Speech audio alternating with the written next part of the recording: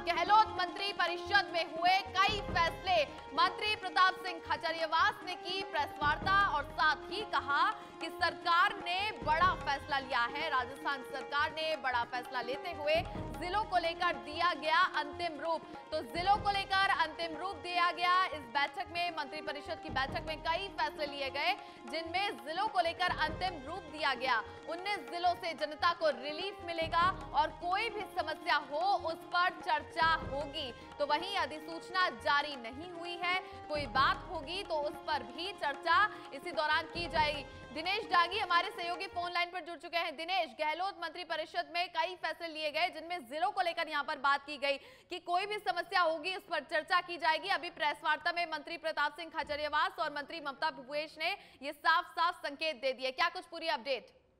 जी देखिए, दोनों की प्रेस कॉन्फ्रेंस हुई और जैसे ही मंत्री परिषद बैठक समाप्त हुई, हमने उसी टाइम ये खबर ब्रेक की थी कि नए जिलों को लेकर आधे घंटे से ज्यादा चर्चा हुई और बाकायदा प्रेस नोट में भी ये बात दर्शाई गई है। और जैसा कि हमने कहा कि किस शहर, गांव और तहसील को किस जिले में शामिल किया जाए, इसके सीमांकन यानी बॉर्डर लाइन को भी लेकर विवाद है, वो भी बाकायदा प्रेस नोट में जो मुख्यमंत्री ने रिलीज किया है उसमें बताया कि सीमांकन को लेकर चर्चा हुई है और नए जिलों के गठन को लेकर चर्चा पूर्ण हो चुकी है। और जैसा कि बैठक में गहलोत ने कहा कि अगले 1-2 दिन में ये जो सीमांकन का विवाद है कि कहाँ किधर शामिल करना है, इसका राजस्व मंत्री रामलाल जाट के साथ बैठकर विवाद को सुलझाया जाए। तो अब आज नोटिफिकेशन जारी नहीं होगा, ये क्लियर हो चुका है। अब जुलाई के पहले हफ्ते यानी 3, 4, 5 या 7 कभी भी नोटिफिकेशन है वो जारी हो सकता है। लेकिन कैबिनेट में नवीन जिलों के गठन पर चर्चा पूरी हो चुकी है, उन्होंने अपनी यहाँ पर मोहर लगा दी है और यही बात प्रेस कॉन्फ्रेंस में प्रताप सिंह खाचरियावास और ममता भूपेश ने कही।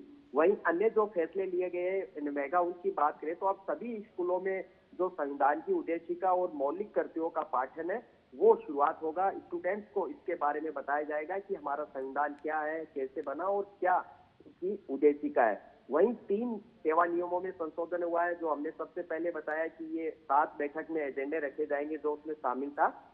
तो अब राज्य के जो अभ्यर्थी है उनको सरकारी सेवा में ज्यादा अवसर मिल सकेंगे पदोन्नति के इस संशोधन से। वहीं एक वेतन वृद्धि की तिथि के स्थान पर अब 2 जो तिथियां है उसके तहत प्रथम वेतन वृद्धि 6 माह में उनकी तय हो जाएगी, सुनिश्चित हो जाएगी। वहीं संस्कृत विद्यालय है उनमें स्टूडेंट्स को अब कंप्यूटर शिक्षा है वो यहाँ पर मिलेगी। ये बड़े फैसले कैबिनेट में मेगा हुए।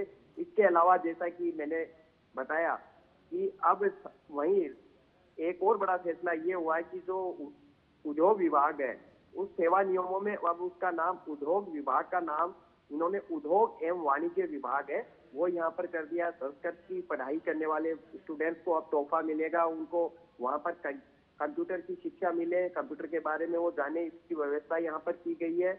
और मंत्रिमंडल ने महिला राजकीय जो कर्मचारी है वो जब प्रेगनेंसी के दौरान उनका तबादला हो जाता है तो उनको जो परेशानी होती है उसको राहत देने के लिए Rajasthan civil services allotment of residentially accommodation rules यानी 1958 में संशोधन की हरी झंडी कैबिनेट की मिली है। अब क्या होगा, उस संशोधन से जो महिला राजकीय कर्मचारी है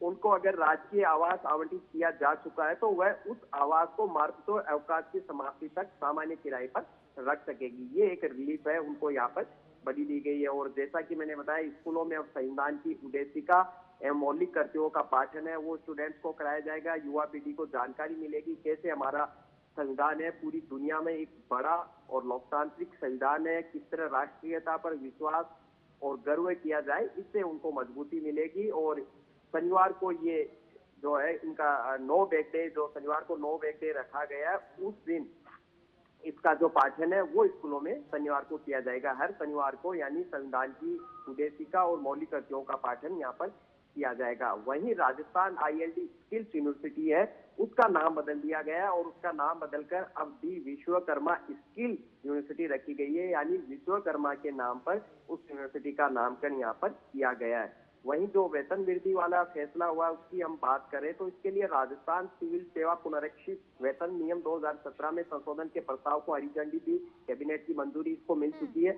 अब इससे क्या होगा, जो कर्मचारी है वो पदोन्नति या ACP लगने पर पदोन्नति पद के पे लेवल के समान सेल होने पर आगामी सेल में उसका वेतन है वो सुनिश्चित हो जाएगा कि उसको कितना वेतन दिया जाएगा, कितनी उसमें बढ़ोतरी होगी। और वहीं मंत्रिमंडल ने राजकीय सेवा में राजस्थान के जो अभ्यर्थी है उनको ज्यादा से ज्यादा किस तरह लिया जाए, नियोजित किया जाए और दक्ष अभ्यर्थी है, स्किल्ड अभ्यर्थी है, उनकी उपलब्धता सुनिश्चित हो। इसके लिए बाकायदा राजस्थान अभिनव कार्यालय लिपिकीय वर्गीय सेवा नियम 1919 राजस्थान सचिवालय लिपिक सेवा है उसमें यहाँ पर संशोधन किया गया है। इससे क्या होगा, जो 15 गुना विद्यार्थियों को सम्मिलित करने, यानी राजस्थान के जो अभ्यर्थी है वो उनकी संख्या 15 गुना ज्यादा यहाँ पर बढ़ा दी जाएगी। तो ये मेगा बड़े बड़े फैसले हैं वो यहाँ पर किए गए हैं। नए जिलों के गठन को लेकर हम एक बार फिर बात करते हैं, उस टॉपिक पर आते हैं। तो रामनुबाया कमेटी बनाई गई थी, जो रिपोर्ट सरकार को दी उस पर मंत्रिमंडल में चर्चा हुई, करीब आधे घंटे से ज्यादा उसी पर चर्चा हुई और बताया कि नए जिलों से क्या होगा, राजस्थान को गति मिलेगी, जहां स्थानीय लोग हैं उनको दूर दराज क्षेत्रों में भटकना नहीं पड़ेगा, उनके समय की और पैसे की जो है बचत होगी, ये इसके पीछे है वो यहाँ पर बताया गया है। वहीं जमीन संबंधी और अन्य जो दीवानी मामले हैं, आपके बगल में ही अगर कलेक्ट्रेट, रेवेन्यू कोर्ट ये चीजें खुल जाएगी तो आपके समय और धन दोनों की बचत होगी, जैसा कि हमने पहले बताया।